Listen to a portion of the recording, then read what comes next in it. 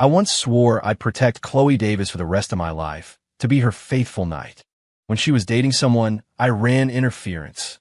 When she got her heart broken, I was the one sharing a bottle with her until sunrise. Everyone said I was her safe harbor, the one constant in her chaotic life. I almost started to believe in myself, until the night she introduced her new boyfriend to me and said, "This is my best bro, Liam Carter." The night that man got down on one knee and proposed to her, I calmly blocked her number and all her social media profiles. 3 months later, she hammered on my apartment door like a madwoman, her eyes red-rimmed. "How could you just throw me away?" she demanded. I just pointed toward the kitchen, where a figure was busy at the stove. "Sure," I said. "My girlfriend's here. Don't startle her." My phone vibrated against the concrete of the curb I was sitting on, the smoke from my cigarette curling into the cool night air. The wind had a bite to it, and I reflexively hunched my shoulders. Chloe Davis's name flashed on the screen. I stared at it for 3 long seconds, then stubbed out my cigarette and answered. Liam, you have to come. Stop." Her voice was a wreck, drowned out by a thumping bass line and a chaotic roar of background noise that sounded like a garbage disposal trying to eat a box of forks. My brow furrowed into a knot. Location: the usual spot. Eclipse. He dumped me. Ryan, that son of a bitch, he dumped me. Ryan. Again. Was this the 3rd time this month? Or the 4th? I'd lost count. A wave of something heavy churned in my stomach. It wasn't nausea. It was exhaustion. "Stay put. I'm on my way." I hung up, stood, and ordered an Uber. "Eclipse Bar and step on it, please," I told the driver. He glanced at me in the rearview mirror. He must have seen the look on my face because he didn't say a word, just hit the gas. The streetlights streaked past the window, blurring into a single, sickly yellow line. I leaned my head back against the seat and closed my eyes. Chloe. That name had been welded to mine for nearly 20 years. We'd known each other since we were in diapers. She lived in the apartment across the hall. She was always the crybaby, and whenever she got picked on, I was the one she ran to. I was a year older, and it felt like I was born with the job description of being her protector. In school, I fought off the bullies who tried to take her lunch money. After we graduated and she started dating, I was the one covering for her with her overbearing mom. When she got her heart broken, I was the one who bought the whiskey, listened to her curse out the blind bastards who'd wronged her, and then made sure she got home safe. It was a cycle on repeat. A reflex. A sappy love song came on the car radio, all whiny and pathetic. It grated on my nerves. "Can you turn that off, please? It's giving me a headache." The world went quiet. Just the hum of the engine. I thought about yesterday when I'd run into Mrs. Gable from down the hall.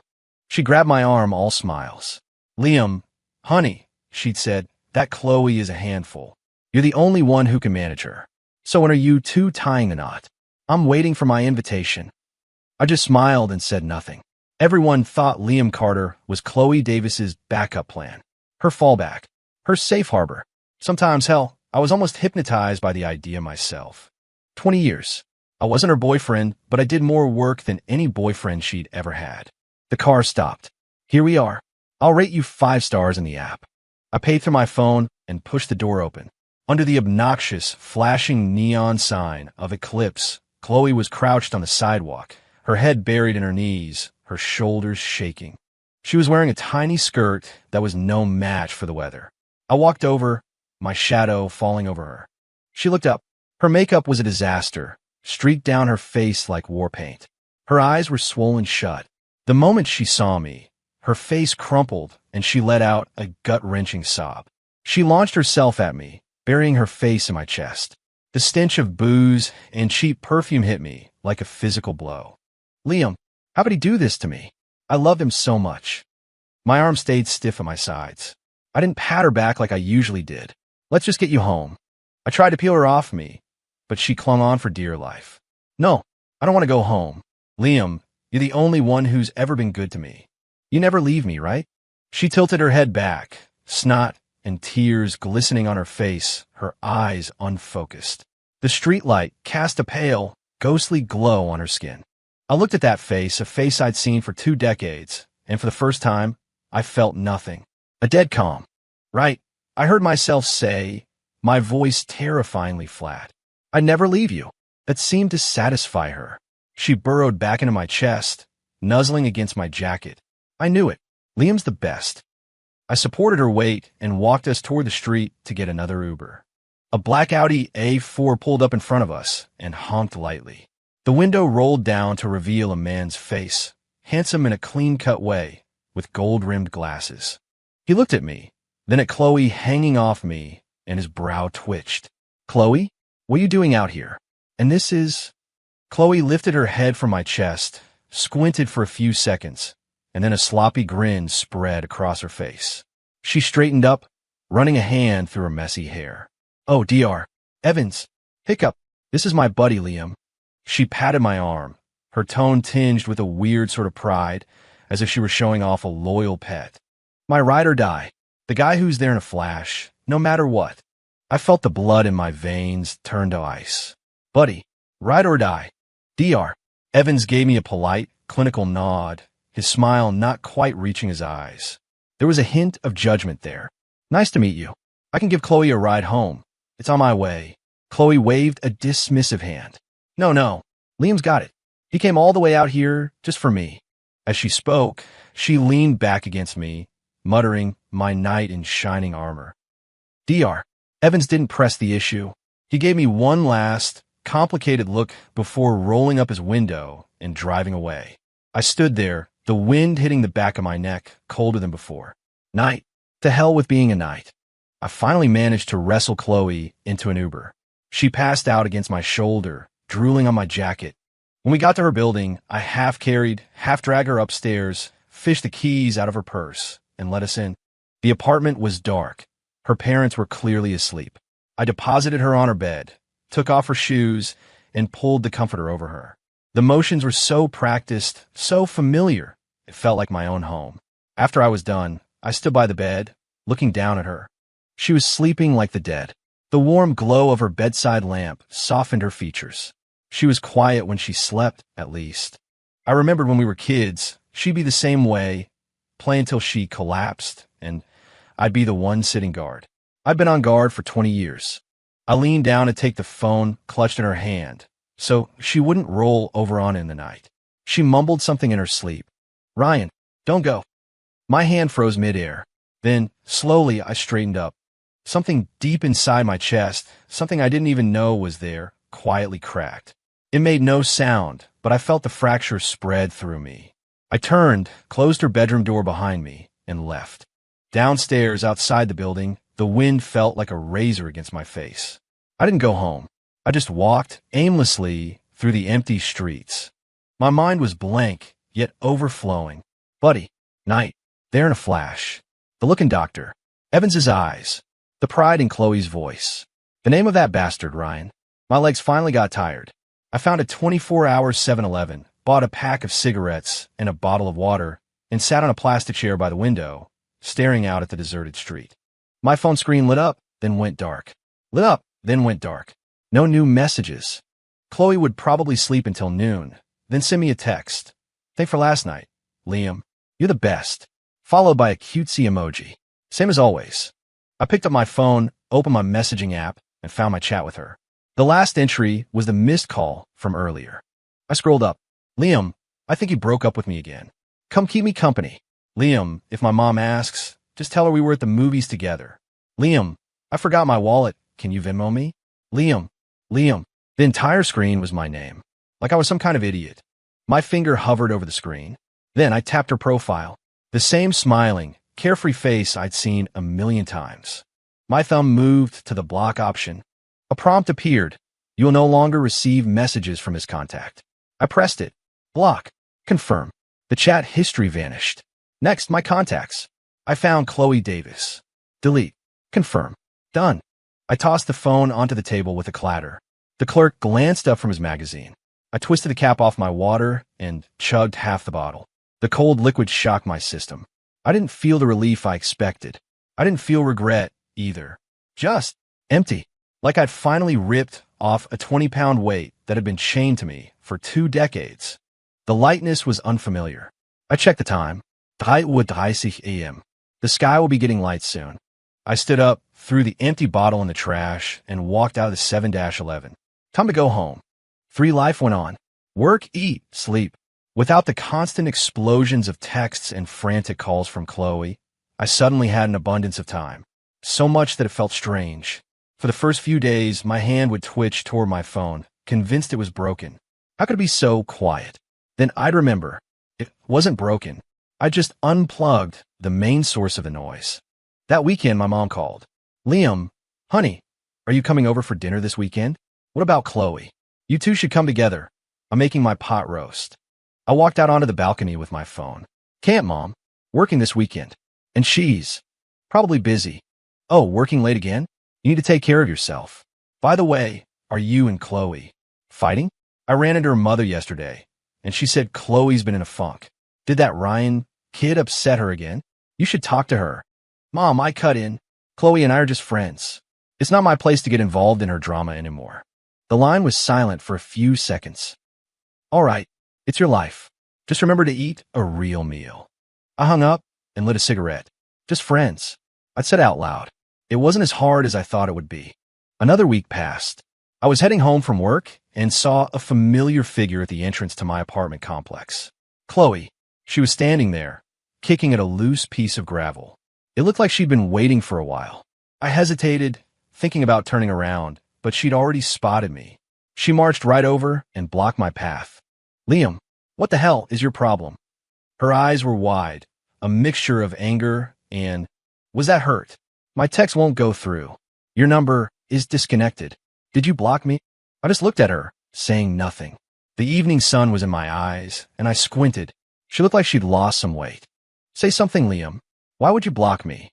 Her voice cracked. These past few weeks. Ryan and I are done for good, and I couldn't find you. Do you have any idea how horrible I've felt? She reached out to grab my arm. I took a step back, and her hand fell into empty space. The expression on her face was like I'd slapped her. Liam, her eyes instantly welled up with tears. What's wrong with you? Are you mad at me? Is it because of what happened at the bar? I was drunk. I didn't mean to be all over you. It's not about that, I said, my voice hoarse. Then what is it? Tears started to roll down her cheeks. You were never like this before? Did someone say something to you? Was it that Dr. Evans? There's nothing going on with him. He's just a new doctor at the hospital. Chloe, I cut off her rambling. She looked at me, her eyes swimming. I took a deep breath. This was all so pointless, so draining. No one said anything to me. I just don't see the point anymore. No point? What is no point? She looked completely lost. Look, I said, trying to find the right words. Try not to be cruel. From now on, when you're in trouble, call someone else. Call your new boyfriend. Call Dr. Evans, whatever. Just don't call me. She froze, as if she couldn't process what I was saying. Liam, you're not going to be there for me anymore. Yeah, I nodded. I'm done. Her jaw dropped. It took her a moment to find her voice. But why? Aren't we best friends? You promised you'd always have my back. Best friends. I looked at her and almost laughed. For 20 years, I'd orbited her life like a moon, lived in her shadow. And all I got in return was best friend. The buddy kind. Chloe, I said, a bitter smile twisting my lips. Even nights get tired of playing the part. She blinked, tears still streaming down her face. Her expression one of utter confusion. She would never get it. I wasn't expecting her to anymore. I'm going home. I sidestepped her and walked past.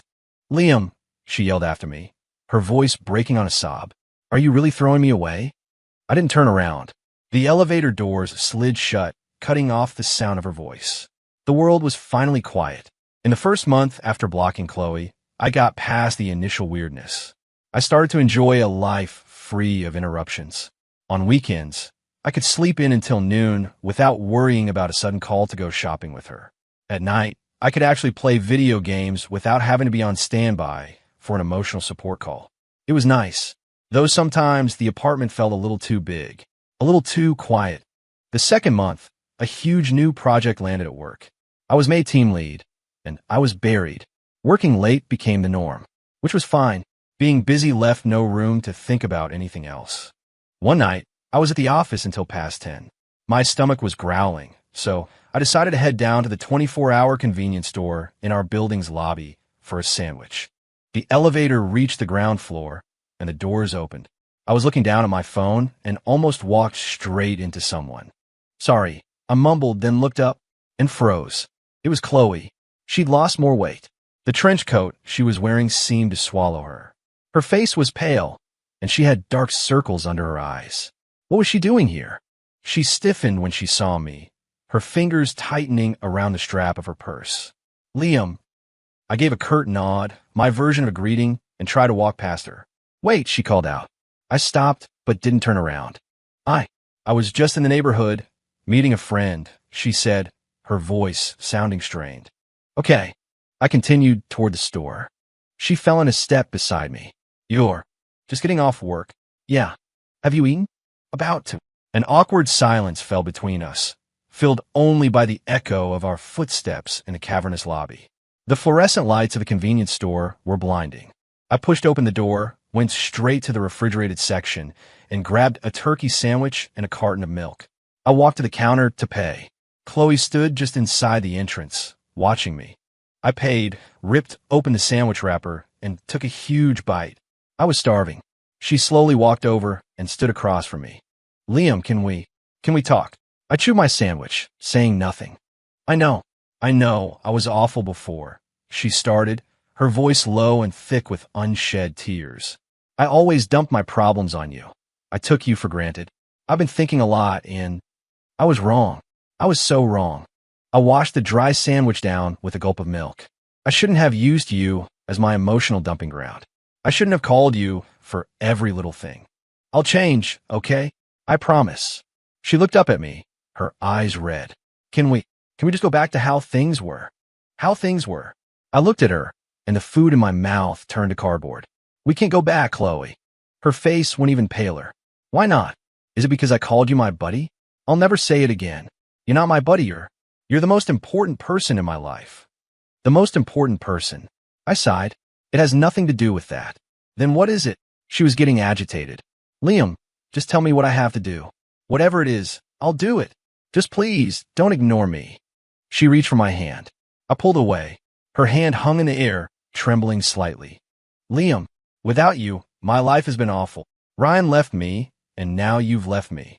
What am I supposed to do? And there were the tears. The same tears I'd seen 1,000 times before.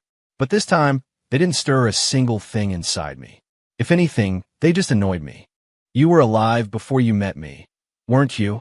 I looked her straight in the eye. Chloe, you're 26, not 6.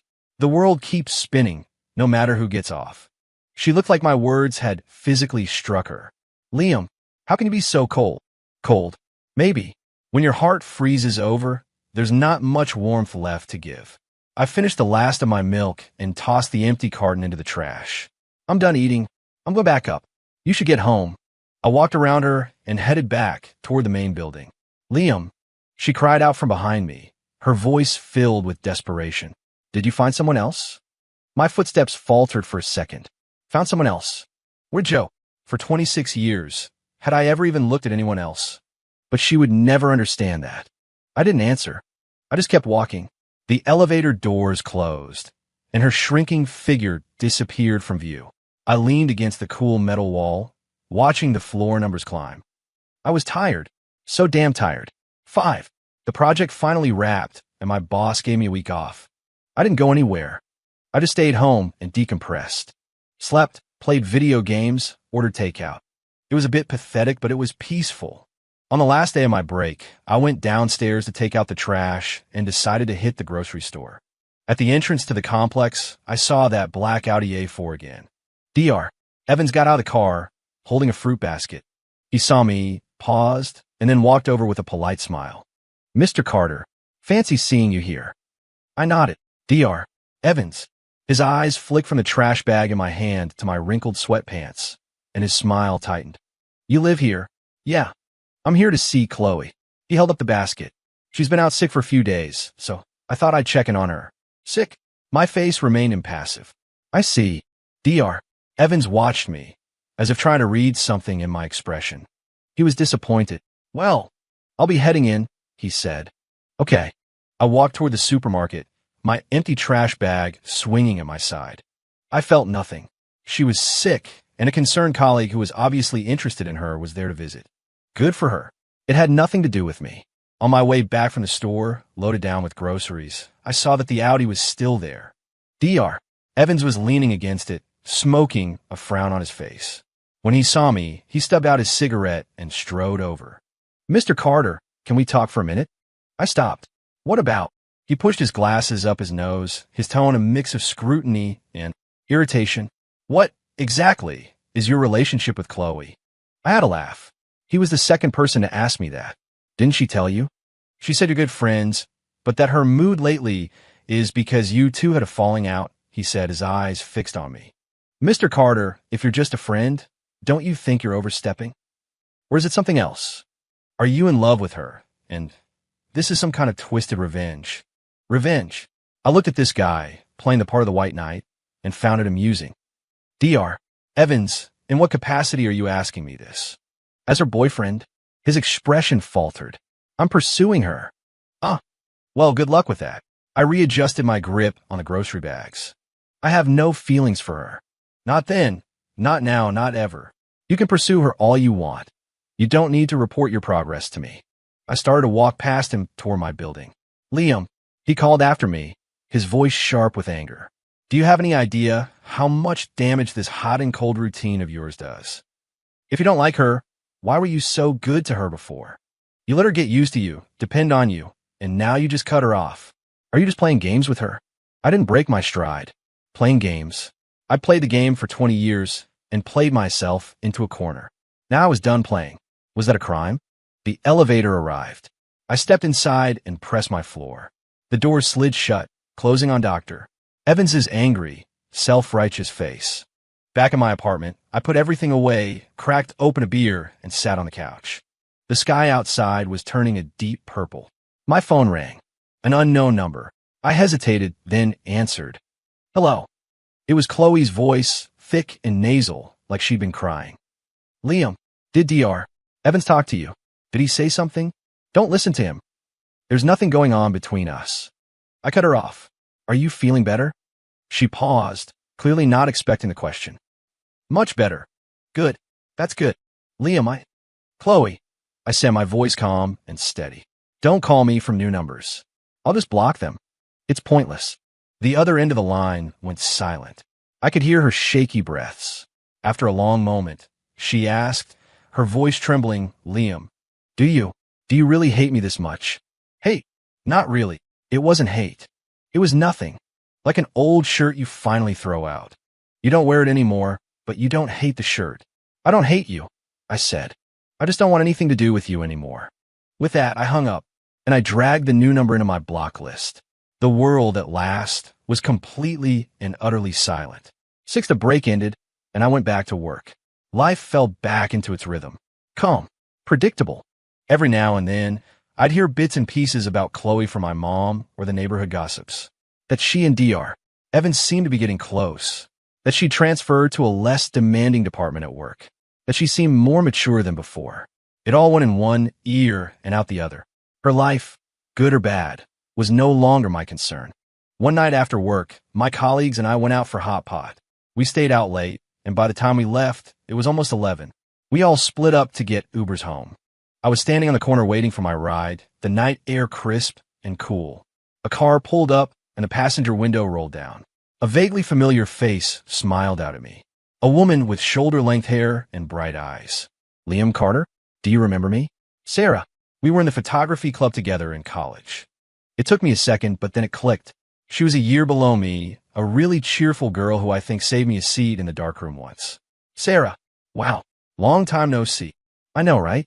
What a coincidence. Where are you headed? We can give you a lift if it's on the way." She gestured to the driver's seat. "My husband's driving, so it's totally safe." I noticed the man behind the wheel for the first time. He gave me a friendly nod. "Thanks, but my Uber's almost here." "Nonsense. It's impossible to get a ride this time of night." "Get in. Don't be a stranger," Sarah insisted. It was hard to refuse her enthusiasm.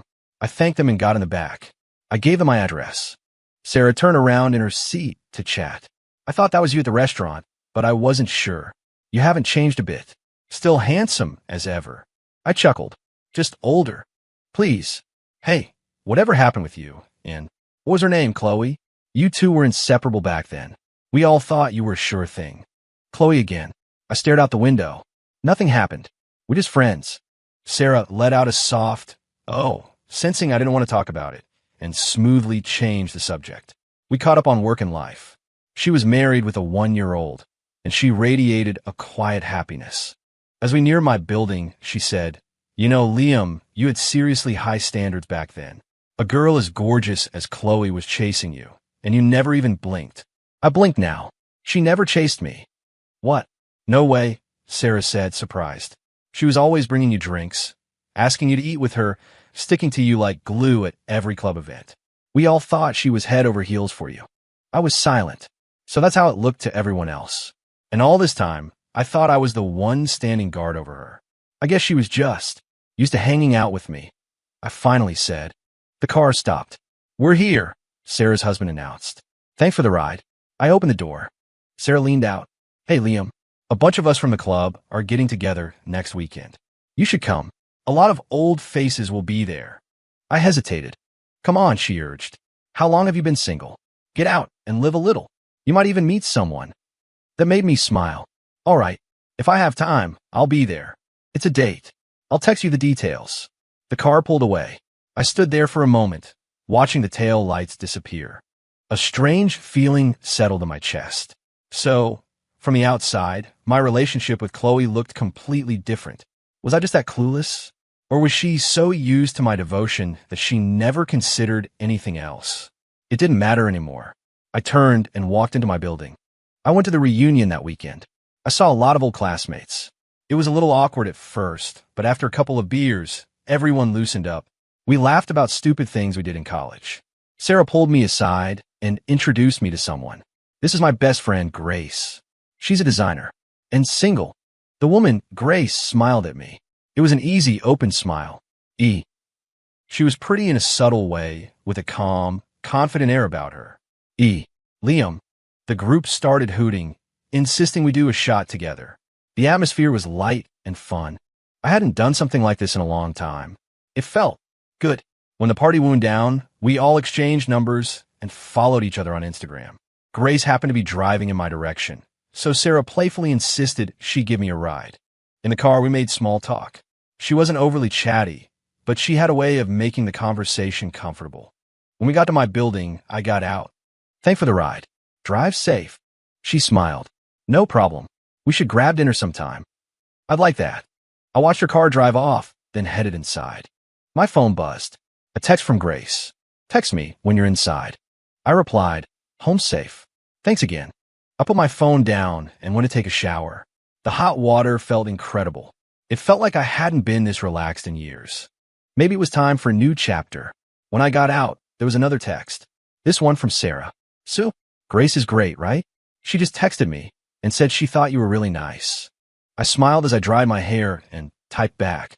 "She's a really great person. Then make a move, slowpoke. Don't let this one get away." I chuckled and didn't reply. I turned off the lights and went to sleep. For the first time in a long time, I didn't dream at all. 7 dating Grace was different from anything I'd ever imagined. There was no high-stakes drama. It was just easy, comfortable. If I was working late, she'd have food delivered to my office. On weekends, I'd go over to her place and help her fix her laptop or change a light bulb. We'd go grocery shopping together, fill up the cart, and then go home and cook. Her cooking skills were a work in progress, but she was eager to learn. While I cooked, she'd be my sous chef, washing vegetables or chopping garlic. Sometimes she'd nick her finger and look at me with big, wounded eyes. "Ow." I'd find a Band-Aid and gently wrap it around her finger. "You have to be more careful." "Okay." When I finished, she wouldn't pull her hand away. She'd just look at me, her eyes sparkling. I'd lean down and kiss her fingertip. "All better." And she'd break into a grin, her eyes curving into happy crescents. We argued, of course, over stupid little things. I forgot our 1-month anniversary, and she got quiet. She was late for a date, and I got annoyed. But we never said anything deliberately hurtful. Usually, within an hour, one of us would cave. I'd show up with her favorite pastry, or she'd send me a meme that made me laugh. And that would be that.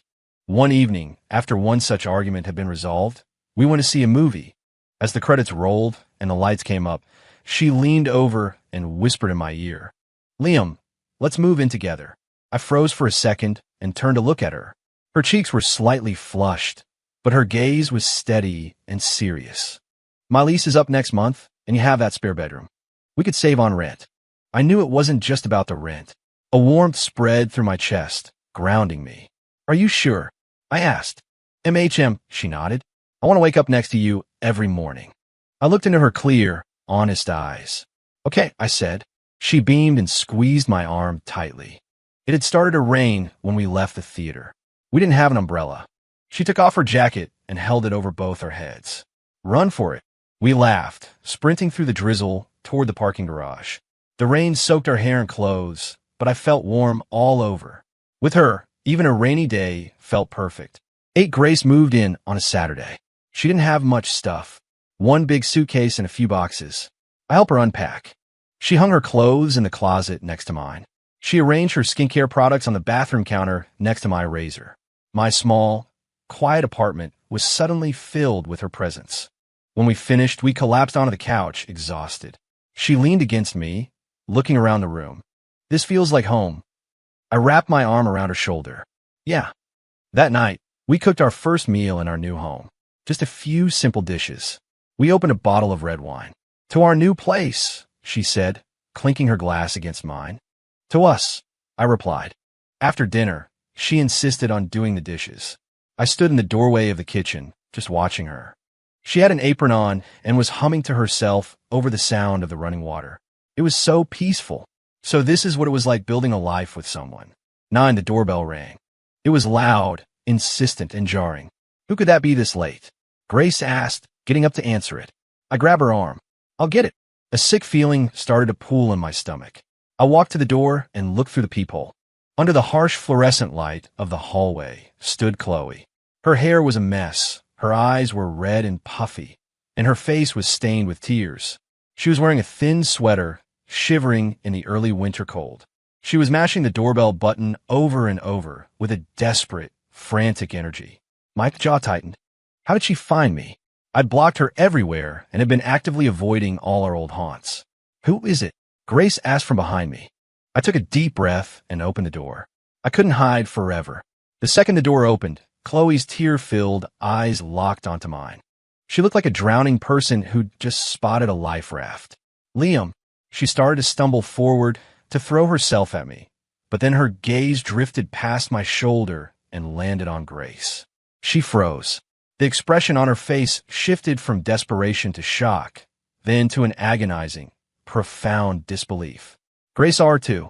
She looked from the crying woman at my door to me, her eyes full of questions. I didn't look back at her.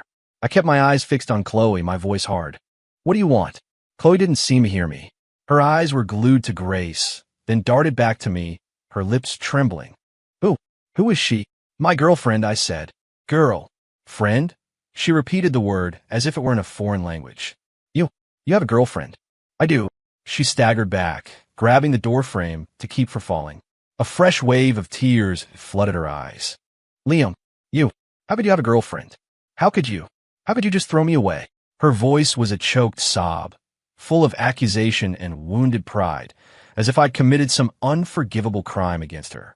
Grace came and stood beside me, her hand finding mine and giving it a gentle squeeze. Her palm was warm. Chloe's eyes, red as coals, locked onto our joined hands. Is it because of her? She shrieked, pointing a trembling finger at Grace. Is she why you don't want me anymore? It has nothing to do with her. I cut in. Chloe, we were over a long time ago. Over?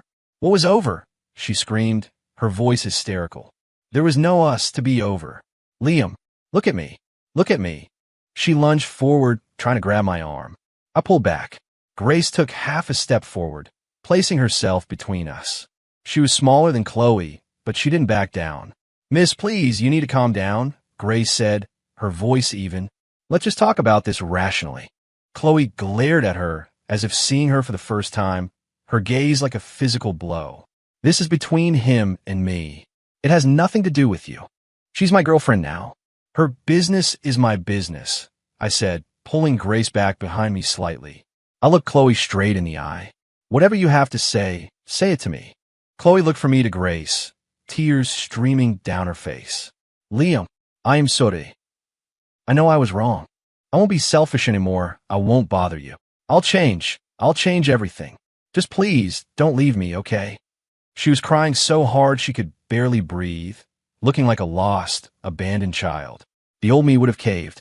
The old me would have felt a pang of guilt. But all I felt now was a deep, profound annoyance. You didn't do anything wrong, I said.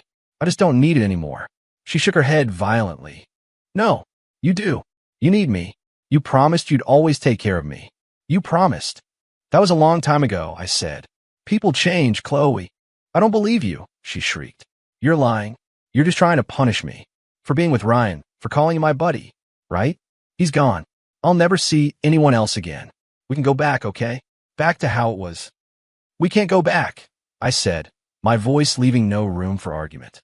She stared at me, her expression going slack, her eyes vacant, as if her soul had been ripped out. Liam, she whispered, I can't live without you. Yes, you can, I said.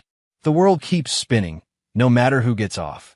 She stared at me for a long, silent moment. Then a broken, ugly smile spread across her face. It was worse than her crying. Fine, Fine. You're cruel, Liam. You're really, truly cruel. She took 2 shaky steps back.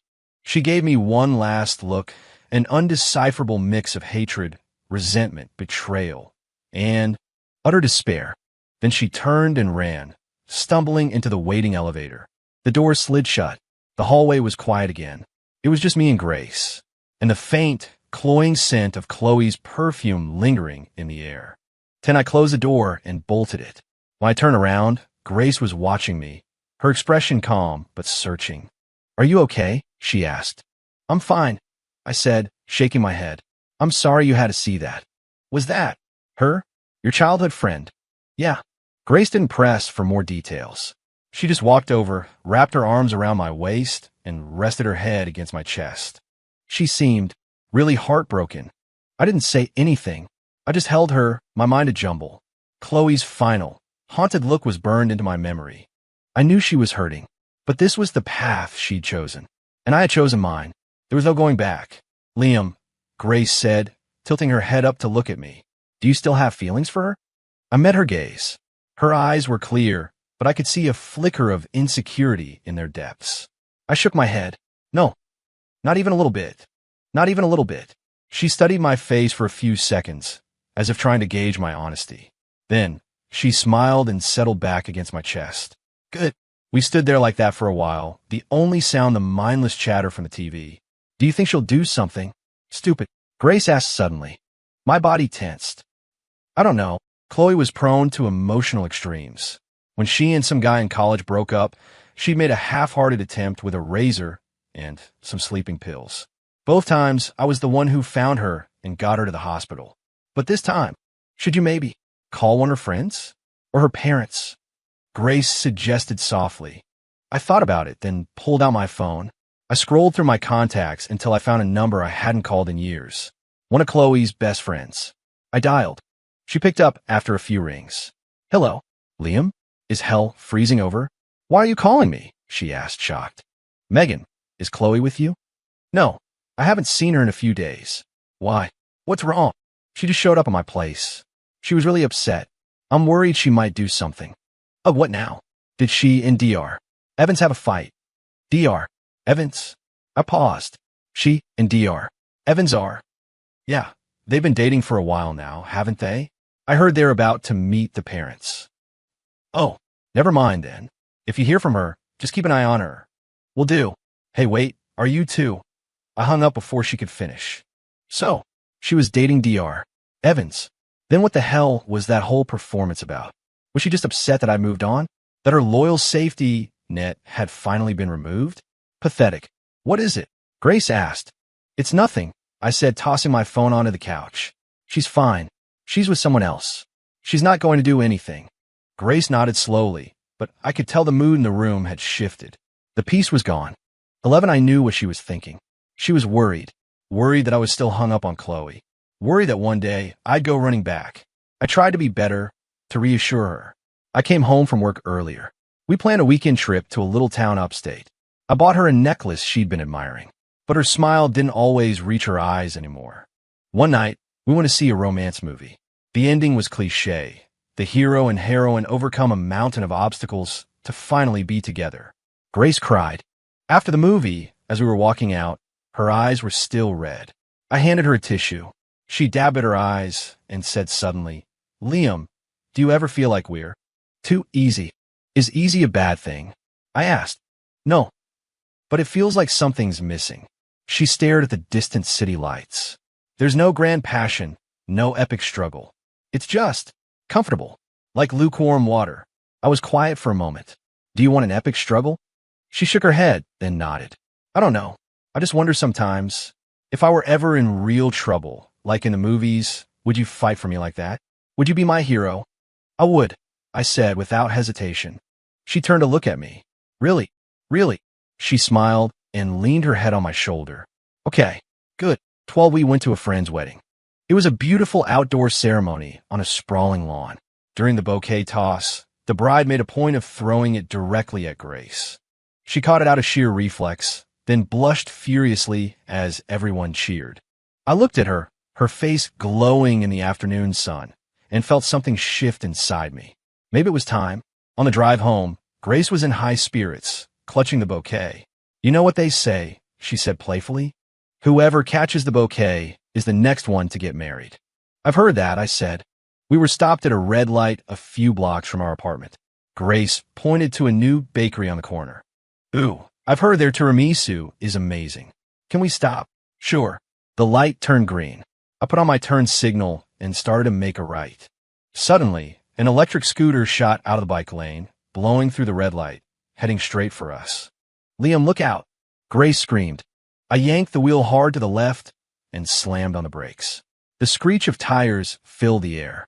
Crunch! The front of our car still hit the scooter. The rider and his vehicle went flying. My mind went blank for a second.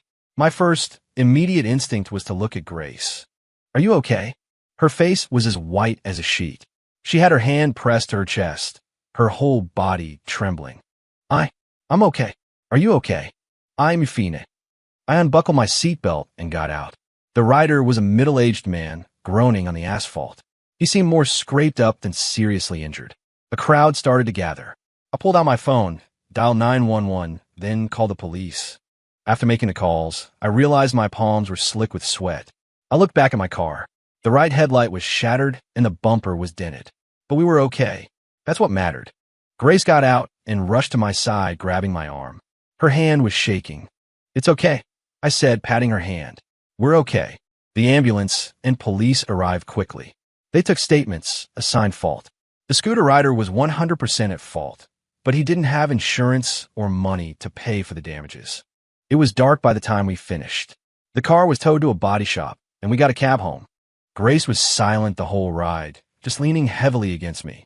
When we got inside our apartment, she wrapped her arms around me from behind, holding on so tightly I could barely breathe. "Liam," she said, her voice choked with tears. "What's wrong? Are you still scared?" I asked, turning to hold her. She shook her head against my chest. "No. It's just, the first thing you did was check on me." I didn't know what to say. I was so scared in that moment. But when I saw you looking at me, making sure I was okay, I wasn't scared anymore. She pulled back to look at me, her eyes wet but shining brighter than I'd ever seen them. "I get now, Liam. I know where your heart is." She stood on her toes and kissed me. It wasn't a gentle kiss. It was fierce and certain, full of post-crash adrenaline and the relief of a question finally answered. It was like a switch had been flipped. The last shadow of doubt in Grace's eyes was gone. Her smile was bright and unclouded again. That weekend, we went to look at an open house for a new condo development. Grace fell in love with a unit that had a huge balcony. "We could plant so many flowers out here. And we have to get a swinging chair," she said, gesturing excitedly. Watching her, I felt a deep sense of rightness. We left the sales office, walking out into the bright sunshine. "I'm craving hot pot," Grace declared. "You got it." She linked her arm through mine as we walked, humming a cheerful tune. My phone rang. It was my mom. "Hey, Mom." "Liam, honey, what you up to?" "Grace and I are looking at condos." "Condos? That's wonderful. Did you find one?" "Not yet. Just looking." "Well, you let me know when you do." Oh, speaking of which, my mom's voice became hesitant. Did you know that Chloe girl is getting married? My steps faltered. Grace noticed and looked up at me. No, I didn't, I said. Next month. To that Dr. Evans. Her mother dropped off an invitation for us. Are you going? No. I figured. It's a shame you two were so close. Mom, I gotta go, we're about to eat. Okay. Talk to you later. I hung up. Grace looked at me. What's wrong? Chloe's getting married. Grace just said, oh. There was no surprise or alarm in her voice. Next month. I see. We kept walking. After a block, Grace spoke again. Does that make you sad? I shook my head. No. Really, I said, stopping to look at her. The only person on my mind right now is you. She beamed, leaning in to give me a quick kiss on the cheek. Good answer. The sun caught in her hair, creating a golden halo around her. My heart felt calm, full and warm. The past was finally in the past. What I had now, that was real.